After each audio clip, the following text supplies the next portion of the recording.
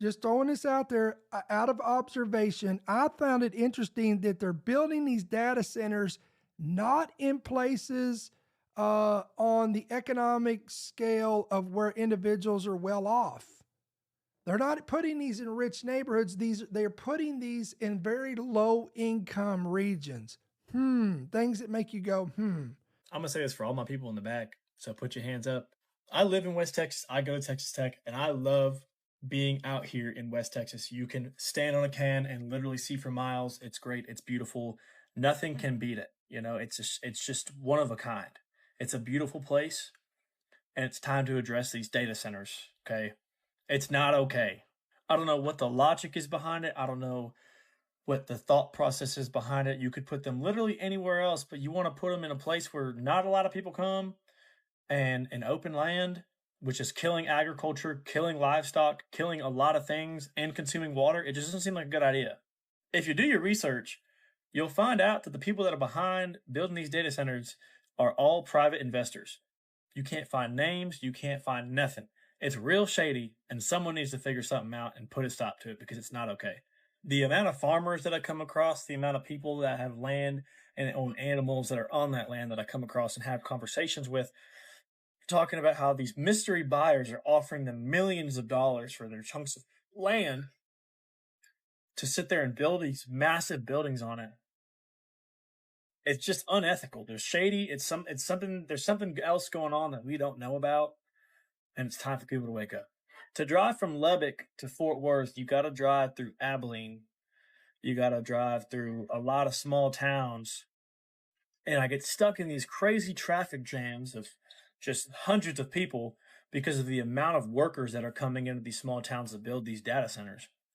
And it's time to put the foot down. I mean, it's killing our agriculture, and it's just not acceptable. It's not okay. Everything that Texas stands for is being threatened by mystery investors, mystery buyers, people that are just money hungry and could care less about the better good of the people and the places that they live, especially our homes in West Texas and the surrounding areas.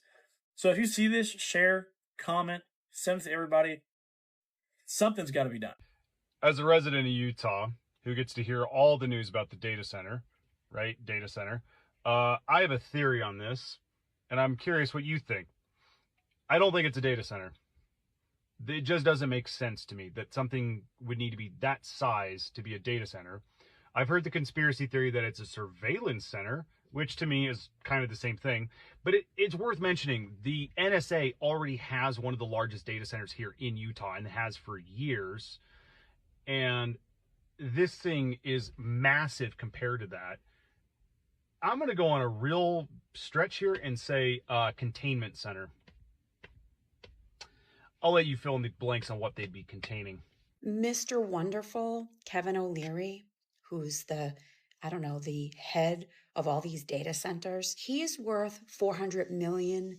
And he is 71 years old. The average life expectancy for men is about 76, 77 years old.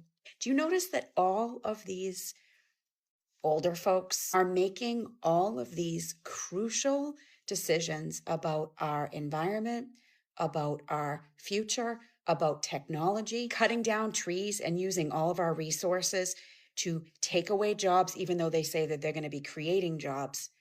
I'm not a scientific person. People that work in fast food, people that work at places like Walmart, people that do any kind of service industry, my job, customer service, my job's going to be long gone. They're creating robots to do all of our jobs. And this guy, Kevin, who is 71 years old, who's already worth $400 million, he doesn't give a what's going to happen in 10 years.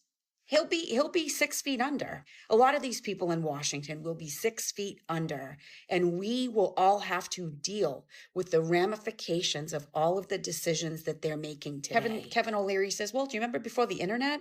And no one knew, what we were missing, and people were so afraid of the internet. And then, look how far we've come with the internet. Look how far we've come. We are more divided and less educated and more depressed, more alone since the invention of the internet. Our ability to retain information has gotten smaller. We can just go to Google and look anything up that we want. Do you remember your best friend's phone number when you were in grade school? I do. Do you remember all your passwords? Do you remember your kid's phone number, their cell phone numbers, or your best friend's cell phone numbers now? I have no idea what my friends' cell phone numbers are because everything is saved. This is where we are headed. And it's people like Kevin O'Leary who do not give a shit about the future because he will be long gone. What if data centers, however the say it, are just a cover for something going on underground? Listen, this is just a theory and for entertainment only, okay? But doesn't it feel like data centers started popping up everywhere all of a sudden? Now, the official explanation for this is AI is booming and we need more data centers to keep up with that, and that may be true. But look at these maps with me first and then make a decision, okay? First up is the data centers in the US. This map shows the amount of data centers per state. It's a shit ton of them, suddenly, right? Okay, now this map shows exactly where they are in the state, okay? Cool. Now, look at this one. It was proposed in the 70s by the RAND Corporation. It's an underground hyperspeed railway. Nope. They proposed it to the Air Force.